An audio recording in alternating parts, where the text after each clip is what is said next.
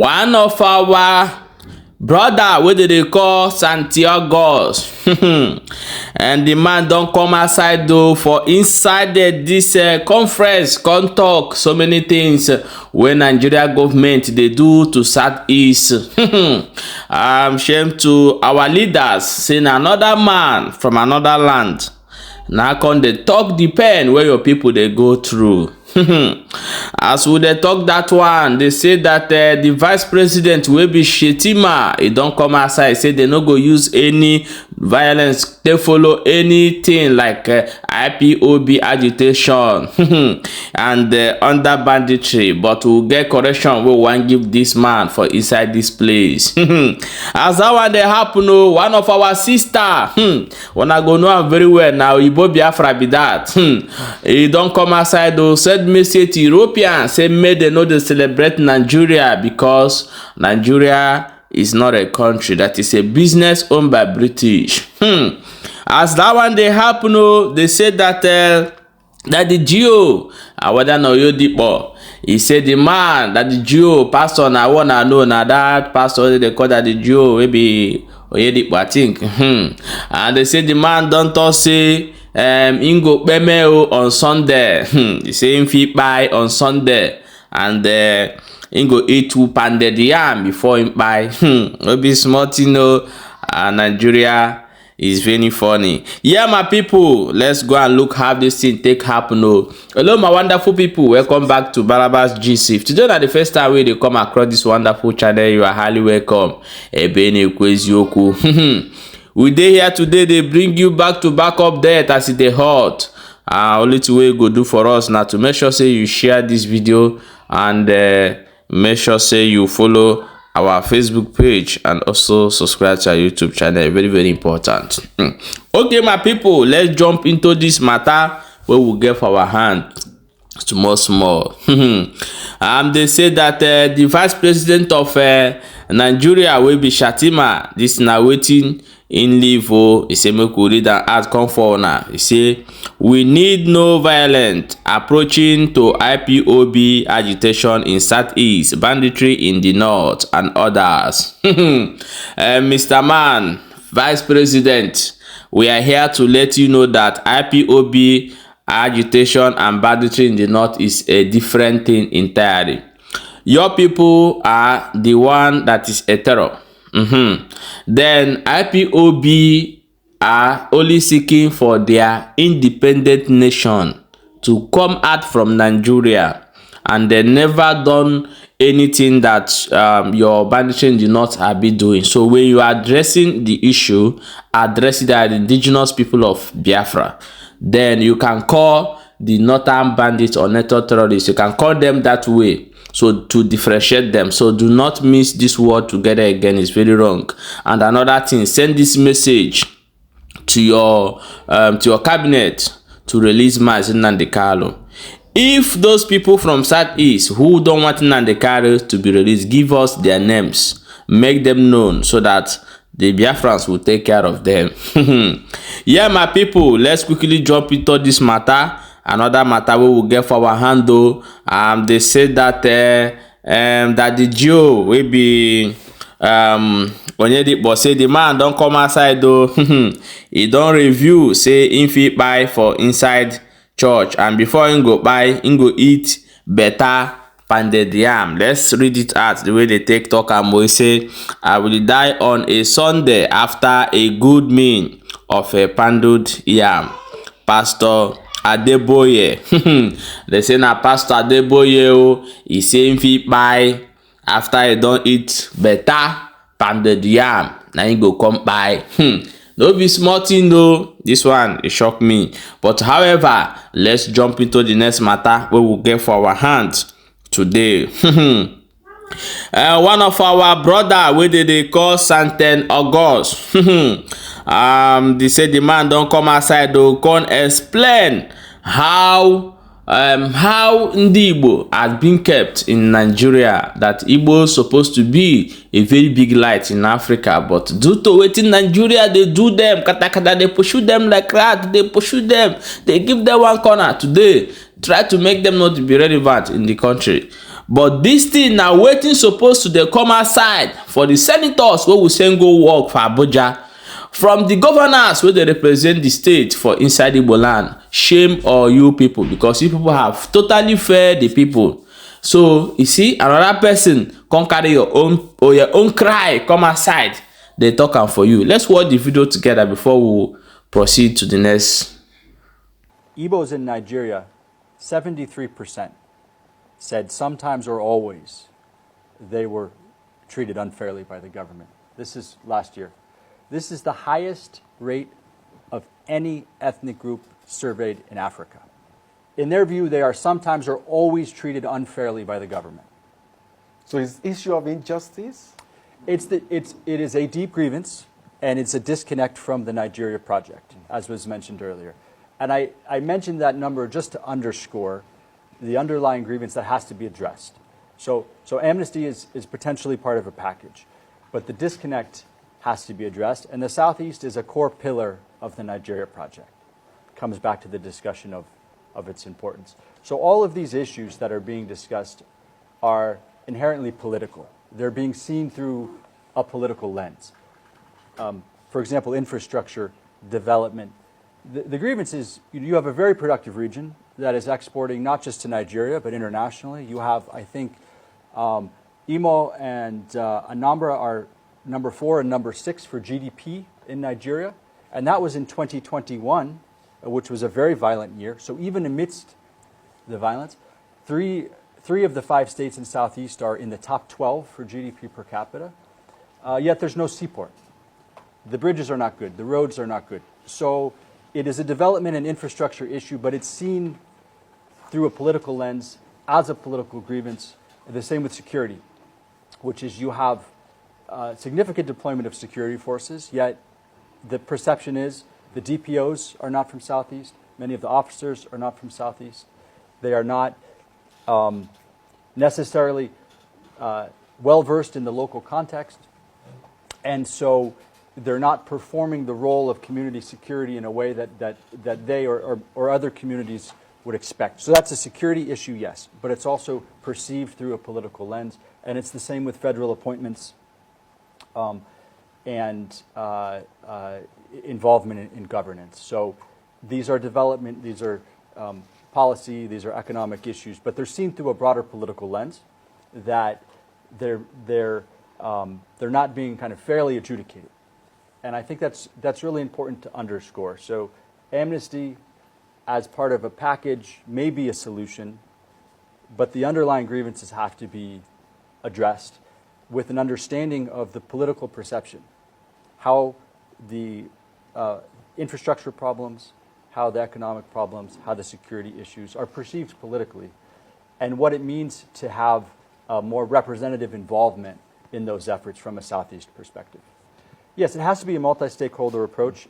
The sensitive issues have to be addressed, and there needs to be involvement of the key stakeholders as this initiative is doing.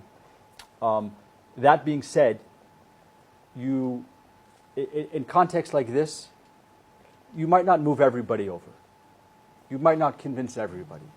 But where you make a serious effort and where you provide legitimate avenues, you will see a significant reduction in popular grievance that draws down support for extremism and makes it very difficult to operate. So a multi-stakeholder approach doesn't immediately solve all the problems, but it changes the trajectory, and it moves a lot of the public into using or trying to use the legitimate mechanisms again, as opposed to staying on the sidelines or even supporting extremist activity. So it's where you need to start, and it's the direction that you need to go.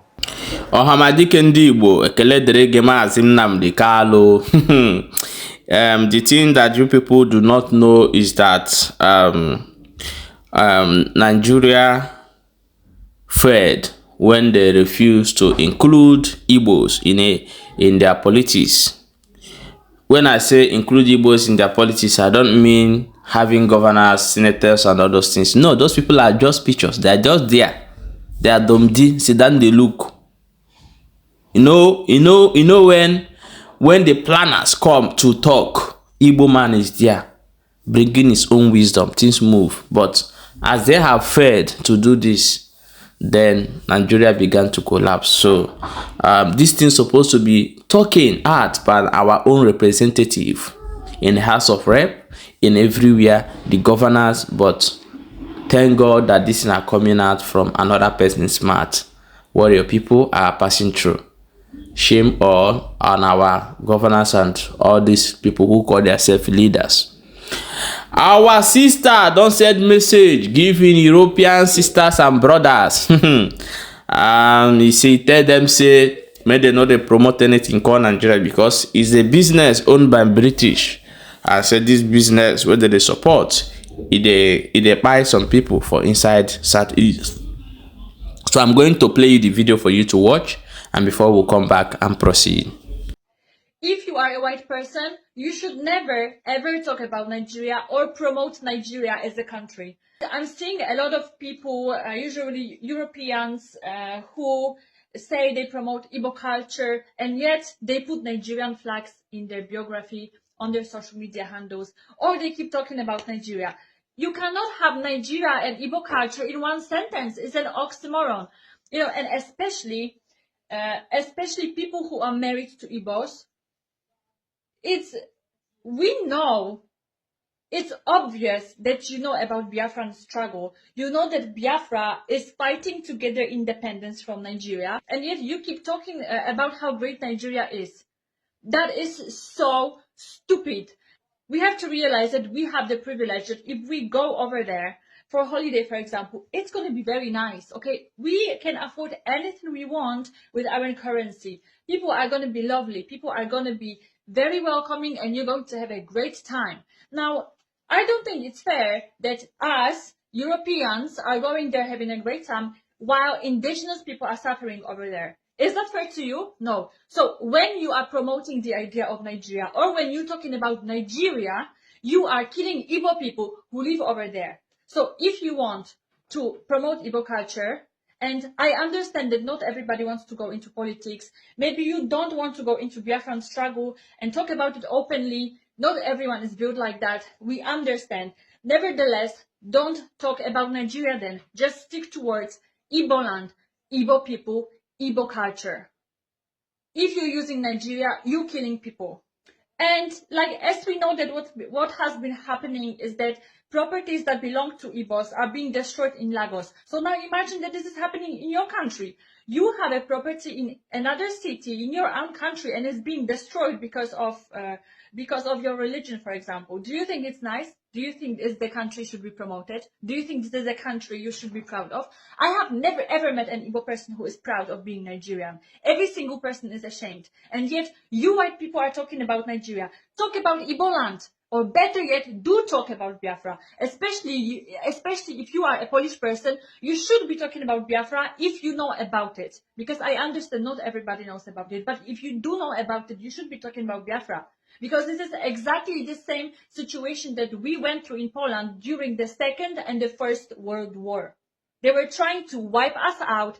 They were trying to force us into speaking someone else's language. They were trying to just basically kill the entire population. And that's what's happening in Biafra right now.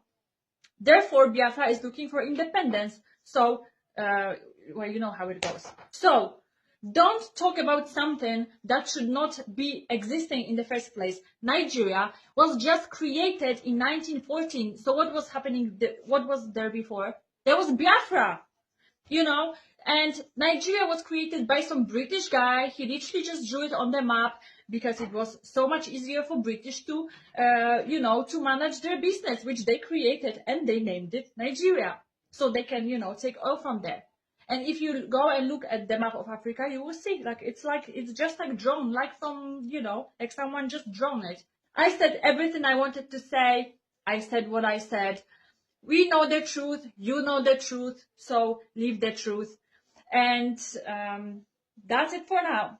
Okay, my wonderful people, welcome back. As you have listened to this message where our sister don't send give the Europeans, brothers and sisters, and made them know the promote anything like Nigeria again, because it's never a country, it's a business owned by a British. And the thing he said in this is true. When you are promoting these people, you are harming other people outside here. So Nigeria need to retalk. They need to negotiate, because the country is falling apart. One people think they are born to rule, and others are just the followers. And this is why the country is falling apart. So they need to retalk. So let people choose their fate and the way they want to govern themselves. If the agreement will go well, fine.